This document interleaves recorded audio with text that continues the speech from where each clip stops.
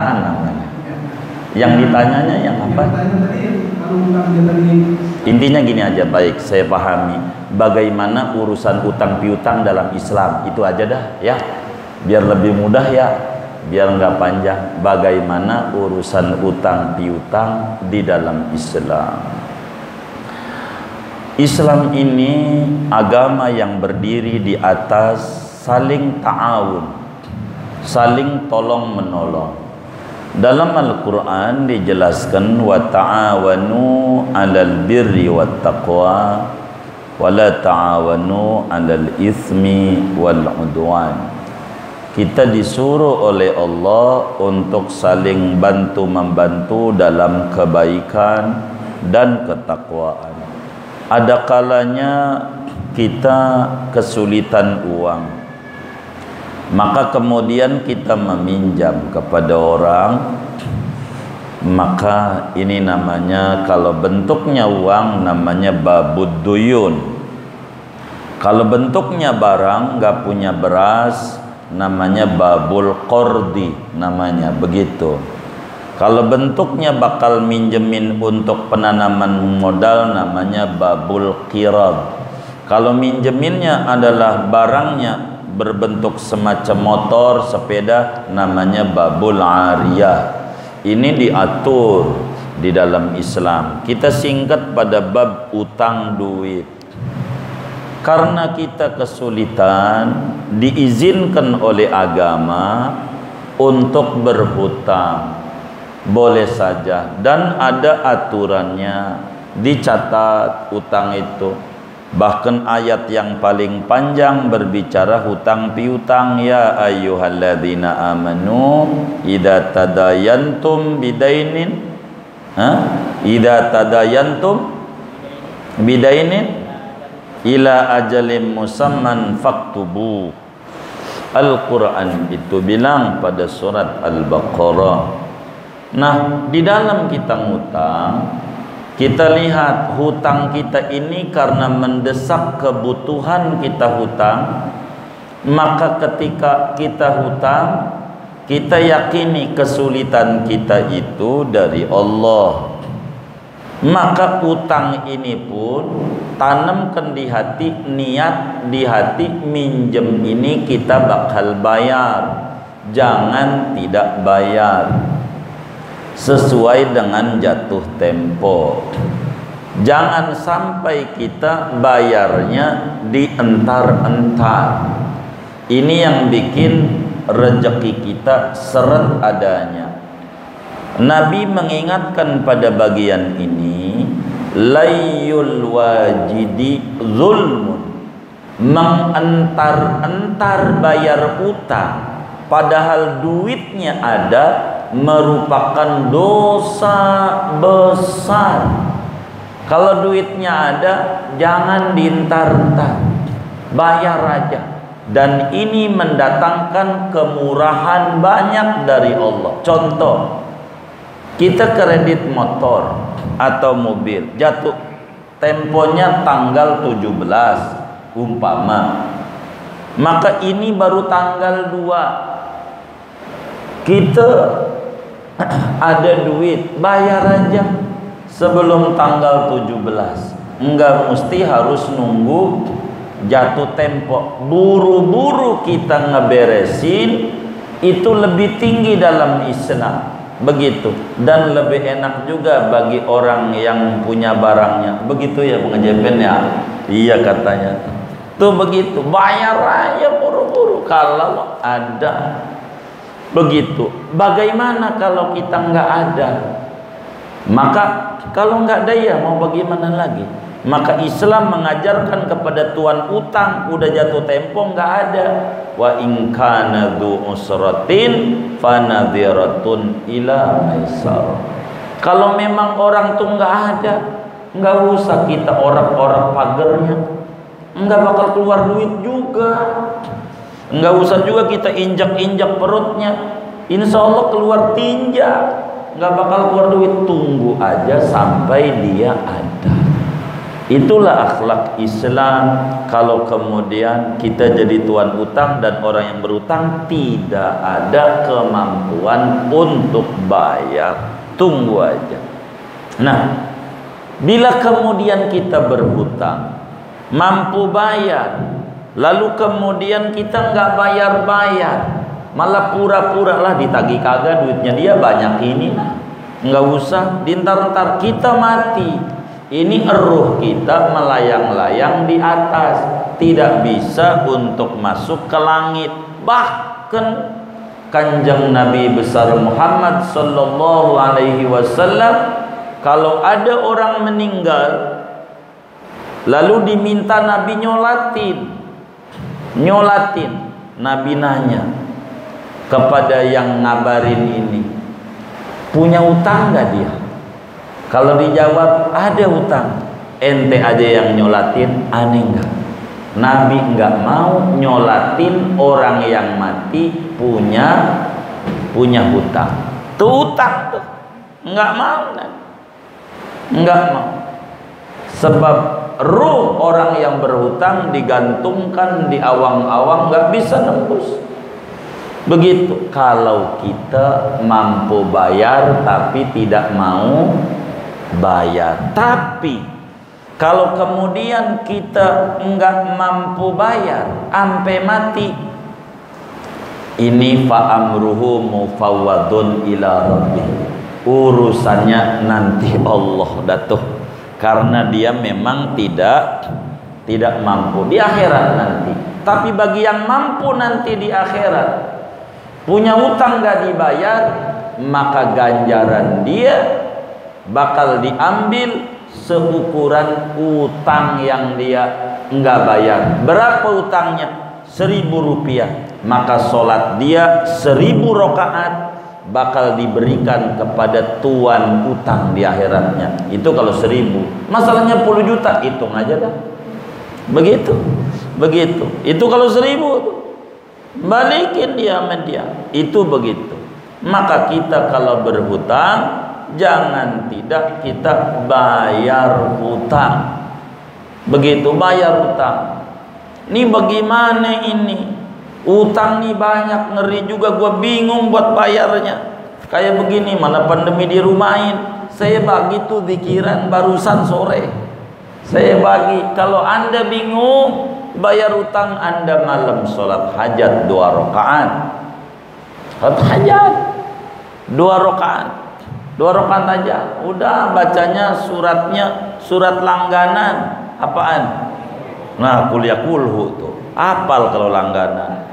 Salam saudara wirid, zikir. Begitu zikir, saudara ngerti hadarat, silakan hadarat. Begitu kepada Nabi, kepada aulia Allah, kepada yang bunda dah, minta keramat orang tua kita. Begitu baru zikir, baca surat Wadduha 40 kali tuh sekali duduk. Bismillahirrahmanirrahim. Wadduha jangan Wadduha 40 kali. Wadduha bukan. Biasa sampai binikmati rabbika fahadis 40 kali. Habis itu doa yang diajarkan Nabi kepada putri tercinta, perempuan terhebat sejagat raya, Sayyidatuna Fatimatuz Zahra. Doa, Allahumma ya awwalal awwalin wa ya akhiral akhirin wa ya dzal quwwatil matin wa ya rahimal masakin wa ya arhamar rahimin irham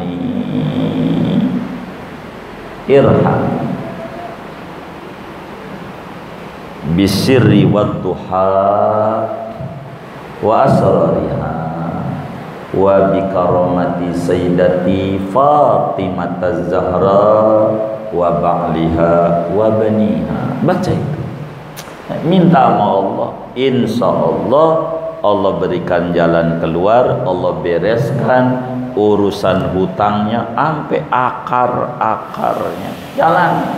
Jangan sekali seminggu, jangan putus, tangisi Allah. Allah mendengar. Kalau kita serius, Allah kasih jalannya. Cuman kita utang, Allah kasih duit lah, belum nagih, ini dia duitnya banyak, gua belian dulu. Ini yang jadi susah nih, pas duitnya ada aja ya dialihin. Ini jadi masalah. Kalau nanti besok-besok kagak manjur amalan, jangan disalahin. Ini gara-gara pas dikasih sama Allah melenceng niatnya nggak beres. Itu begitu. Kalau kita punya utang, bayar. Yang kedua, bagaimana sikap kita kalau tuan utang? Kan begitu. Kalau tuan utang, ada orang pinter ngutang tapi nggak pinter bayar. Ngutang doang pinter, bagus, tapi bayarnya tarsok. Cara nagih 3 kali. Islam 3 kali nagih aja. Tagih udah jatuh tempo nih 3 bulan, tagih bang, kata dia seminggu lagi. Baik, kita tunggu seminggu lagi. 2, kan seminggu. Udah seminggu lagi bang, kata dia izin pak, ini anak belum ngirimin jadi TKI di Arab. 2 minggu lagi, kan 3 kali. 2 minggu lagi, udah 3 kali, handphonenya ganti, nomornya ganti, atau kontrakannya pindah, kan begitu. Orangnya ngilang. Ini bagaimana sikap kita? Ini ilmu amalin yang ini, dan ini yang saya lakukan dalam hidup saya supaya saya tidak boleh saya stres. Kalau saya stres ngaji bakal libur, saya harus dari hiburan begitu. Maka saya tidak mau. Maka ilmunya kalau begini udah 3 kali ditagih enggak benar, maka catatan utang saya ajarin amalannya bapak bakar biar gede-gede. Ini saya begitu. Saya pernah ditipu sama murid 750 juta beneran, saya bakar bonnya begitu, biar tahu begitu. Bukan juga untuk menjelek-jelekan orang itu, bukan, biar ngobati bapak yang bertanya aja begitu. 700 ya bakar bonnya.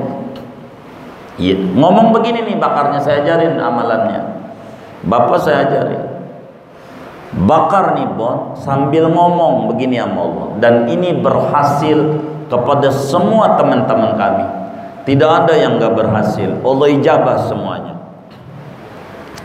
Jadi sebelum bakar kita ngomong, ini bon, ya Allah, ini yang ngibulin saya ini makhlukmu. Saya yakin 1000% makhlukmu ini yang ngibulin saya. Sebab kalau bukan makhluknya Allah, makhluk siapa lagi? Benar enggak?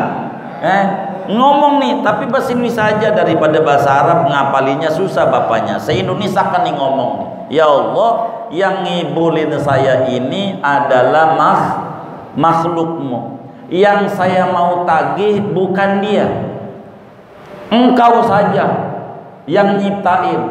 Ya Rob, tolong gantiin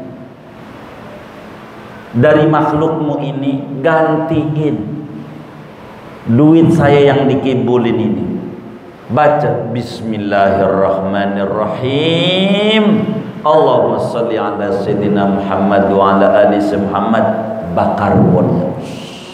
Dah, lupain, hilangkan dari ingatan kita. Dan itu Allah cepat ganti dengan berlipat-lipat. Saya ambil contoh, teman saya ada polisi, karena banyak jamaah majlis nih yang aparat juga, dia ngadu datang ke rumah. Mana si Taufik tuh, tahu dia orangnya, dia ngadu. Usahanya kala itu konveksi, duitnya banyak sama orang, duitnya begitu. Dia datang ke rumah, saya bilang, mau ngapain abangnya? Ini orang punya utang susah, abangnya mau minta amalan. Ya dah, saya demen sama ente, nggak perlu wirid, model ente gak demen wiridan. Bakar Bakar guru, bakar. Mau nurut sama saya, amalin. Alhamdulillah wa syukurillah, dia nurut. Ini banyak nih contohnya. Ini puluhan, bukan satu dua, beneran. Dia bakar. Tidak lama, nggak nyampe setahun, Allah kasih jalan keluar sampai punya rumah. Gede rumahnya, bagus rumahnya. Begitu, daerah Jakarta Selatan, punya rumah. Dia udah punya rumah, dia nyengir-nyengir. Alhamdulillah amalan guru manjur. Saya bakar, saya punya rumah. Dia bercerita, saya nggak nanya utang tuh berapa. Ini dia dongeng. Dia nanya, dia cerita sama saya. Guru tahu nggak tuh? Yang guru suruh bakar tuh berapa bonnya nilainya? Saya nggak tahu sama bapak. Sebanyak ini nggak nih bapak kita yang nanya ini? 1,2 miliar. Nilai bon yang dia bakar. Dibakar. Rumah yang dia bangun 4,5 miliar. Allah kasih rezeki. Jangan diingat-ingat tinggian dia, Pak. Loh, dia udah ngutang sama kita. Nomor telepon ganti. Kita pikirin aja merem-melek. Dah tuh orang ya. Betapa gua udah baik sama dia. Tapi dia kelakuannya kayak begitu. Miring ke kanan, lihat udah tengah 12, miring kiri. Padahal gue udah sholat duha, gue udah tahajud, gue dikibulin juga sama dia. Miring begini. Ini yang kita pikirin nih, kira-kira malam itu lagi nginget kita enggak? Kagak. Lagi inget kita enggak? Kagak. Nomor teleponnya aja udah ganti, kontrakan udah pindah, dia Allah kenal kita. Lah kita masih ingetin dia. Enggak bisa tidur nih kalau mau sadar, ulah dia, ulah kita. Ulah dia, ulah kita. Hah? Ngapa dikerjai? Jangan dibuyang-buyangin. Jangan tinggal ngaji malam Sabtu, Pak. Ngaji aja biar tenang. Beneran. Jangan ditinggal. Kata Ibnu Athaillah As-Sakandari dalam hikamnya, beliau bilang, liyukhaffif alamal bala'i minka ilmuka bi annahu subhanahu wa ta'ala wal mubli. Keyakinan Anda yang ngasih cobaan kayak begini adalah Allah, akan meringankan beban derita yang ada. Allah yang uji. Kita ambil baik sangka Allah. Jangan-jangan ada zakat yang belum kita keluarkan, akhirnya dikibulin orang. Kalau ini nggak ada, munculin lagi. Anggap aja jenggot yang lagi dicukur. Kalau jenggot dicukur makin dikit makin banyak, makin dikit makin banyak. Ini Allah mau ngasih duit banyak. Saya begitu, begitu dikibulin itu. Sampai teman-teman saya, datu si guru 750 juta kan beli motor lumayan dapat banyak itu. Begitu, ngapa? Biarin. Tapi dengan begitu kita ketahuan. Dia hilang, teman-teman kita, anak-anak majelis yang rusak-rusak, habis Allah bersihkan. Yang gak benar-benar bakal keluar dari ini tempat. Begitu Allah bangkitkan. Usaha kami maju, bangkit. Enggak apa-apa. Dan tidak ada yang tahu itu teman majelis. Kami ngajar aja. Begitu, dia sih nyengir-nyengir aja. Padahal kita lagi puyeng juga. Gitu, kami enggak ada. Begitu, enggak ada. Kami puyeng begitu. Bagaimana? Begitu. Mana murid kita? Apa iya murid kita ngibulin kita? Tapi faktanya iya. Tapi begitulah hidup. Jadi Bapak bakar bonnya. Beneran. Tagih kalau Bapak bilang berat ini di akhirat. Bakar. Jangan diingat-ingat. Bapak amalin ini, Bapak bakal diberikan banyak hal dari Allah. Beneran. Begitu. Jangan. Udah lupain. Dia aja kagak mau ingat kita, ngapain kita ingat dia, tinggian dia. Saya jiwanya begitu, los. Saya nggak mau puyeng. Orang begini-begini, dah biarin, terserah dia. Allah tidak pernah tidur. Begitu.